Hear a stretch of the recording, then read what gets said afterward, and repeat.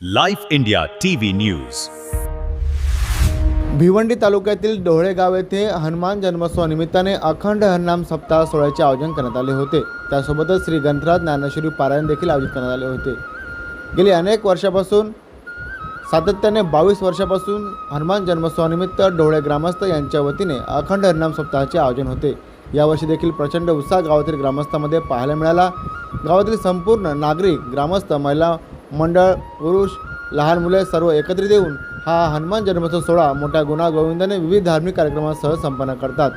अखंड हरिनाम सप्ताहानिमित्ताने दीप प्रज्वलन कार्यक्रमाचे आयोजन मोठ्या जल्लोषामध्ये पार पाडले. त्या माध्यमातून अखंड हरिनाम सप्ताह सोहळ्यामध्ये विविध धार्मिक कार्यक्रमांसमवेत पालखी सोहळ्याचे आयोजन देखील करण्यात आले होते. संपूर्ण परिसरातील वारकरी भक्त या पालखी सोहळ्यामध्ये सहभागी झाले होते. मोठ्या जल्लोषपूर्ण वातावरणामध्ये 3 दिवस हा सप्ताह सोहळा मोठ्या जल्लोषपूर्ण वातावरणामध्ये संपन्न होत 4थ्या दिवशी काल्याच्या कीर्तनाने ही कार्यक्रमाची सांगता झाली. विशेष म्हणजे संपूर्ण गावातील ग्रामस्थ एकत्र येऊन हा संपूर्ण अखंड हरिनाम सप्ताह सोहळा मोठ्या जल्लोषपूर्ण वातावरणामध्ये संपन्न केला. गावातील ग्रामस्थ यांनी एकजुटीने राहावे व येणाऱ्या काळामध्ये आपल्या गावाची एकी, त्यासोबतच गावात सुख समृद्धी नांदावी या उद्देशाने या अखंड हरिनाम सप्ताह सोहळ्याचे आयोजन करण्यात आले होते. डोळे ग्रामस्थांनी मोठ्या जल्लोषपूर्ण वातावरणामध्ये विविध धार्मिक कार्यक्रमांसह हा सोहळा यशस्वीपणे पार पाडला. यावेळी दीप प्रज्वलन कार्यक्रमामध्ये उपस्थित अनेक मान्यवर आले होते. त्या सर्व मान्यवरांचे स्वागत सन्मान देखील पार पडले.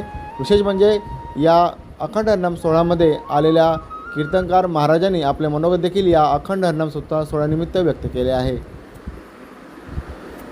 काय कार्यक्रम केले आहेत, काय सांगाल? नमस्कार, माझं नाव निवृत्ती महाराज गोरले. मी ह्या गावचा रहिवासी असून गेली 22 वर्षापासून हा अखंड हरिनाम सोहळा चैत्र मासाच्या निमित्ताने हनुमान जन्म उत्सव या प्रित्यर्थ हा सोहळा पार पाडत असतो.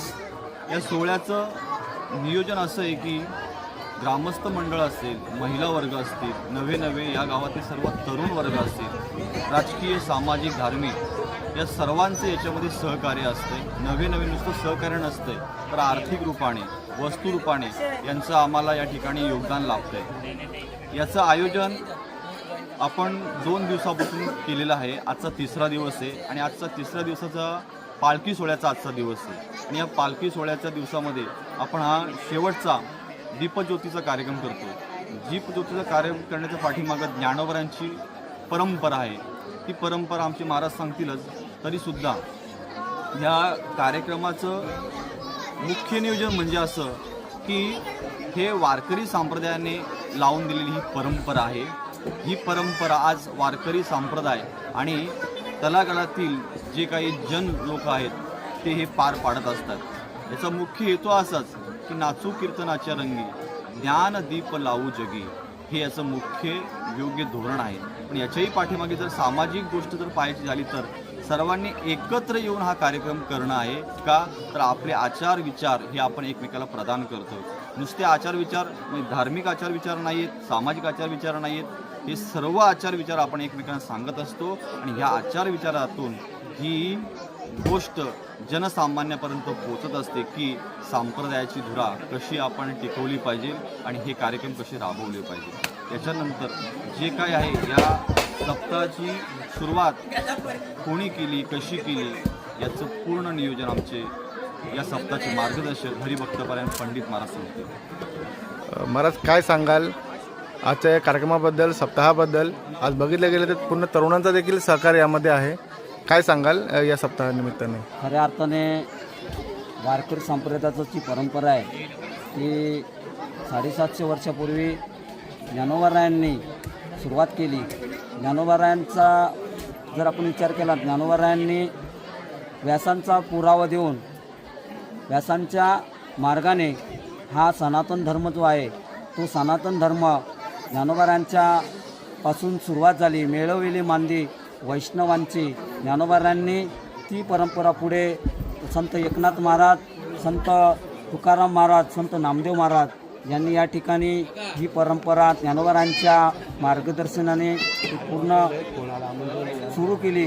आणि आजपर्यंत ज्ञानोबारायांच्या मार्गाने आम्ही सर्व वारकरी संप्रदाय हा सनातन धर्म आहे, वेदांत धर्म आहे. आणि त्या धर्माचे पालन करणे, पाखंड खंडन याचे आम्हा करणे काम, हे जो वाढवावे नाम. जगतवंद जगद्गुरु संत तुकाराम महाराजांनी गेली 3.5 वर्षापूर्वी ही जी परंपरा आहे ती धर्माचं पालन. धर्म म्हणजे काय तर प्रत्येक माणसाचा जो धर्म आहे तो धर्म म्हणजे भगवंताची प्राप्ती करून घेणे. हा खऱ्या अर्थाने हा मानवी जीवनात आलेला हा एक अनमोल असा हिरा म्हणायला हरकत नाही. आणि तीच परंपरा आतापर्यंत आम्ही ही सुरू केलेलं आहे. खऱ्या अर्थाने माझा परिचय देण्याचा एकमेव उद्देश असा आहे की मी अखिल भारतीय वारकरी मंडळ कल्याण तालुका अध्यक्ष या नात्याने मी एक जुना कीर्तनकार.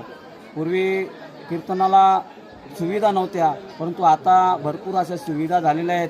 समाज प्रबोधनाचं कार्य मोठ्याने होत आहे आणि ते करत असताना संपूर्ण या महाराष्ट्रभर नवे भारत देशामध्ये हा प्रचार व्हावा हाच आमचा उद्देश आहे. बाकी समाजामध्ये भक्ती कशी करावी, नामस्मरण कसं करावं याचं सर्व आम्ही प्रचार करण्याचं काम करतो आहे. जे संत महात्म्यांनी जे पत्र दिलेले आहे ते पत्र प्रत्येक घराघरामध्ये कसं पोचेल, आम्ही पोस्टमनच्या भूमिकेतून समाजाला आम्ही प्रबोधन करतो, एवढाच आमचा हा उद्देश आहे. ओके, धन्यवाद महाराज. आहे की सर्व पक्षाचे लोक इथे येऊन आणि हे ज्ञानदीपासाठी येतात बरं का. म्हणून हे एकच व्यासपीठ धर्म मंडप हा असा आहे आणि या धर्म मंडपामध्ये आपण हा दीपज्योतीचा कार्यक्रम करतो. दीपज्योतीचा तसं ज्ञानेश्वर महाराजांनी प्रत्येक नामपर ओव्या दिलेले आहेत, काही उपदेशपर ओव्या दिलेले आहेत. ज्ञानोबरांनी अनेक नवने ज्ञानेश्वरीमध्ये सगळ्या जगातल्या प्रश्नांची उत्तरं ज्ञानेश्वरीत आहे. असा अलौकिक हा ज्ञानेश्वरी ग्रंथ आहे आणि या ज्ञानेश्वरीमध्ये नामपर आहेत, उपदेशपर आहेत, अनेक प्रकारच्या ओव्या आपल्या देहावर आहेत. तशाच ज्योतीवर सुद्धा एक ओव्या या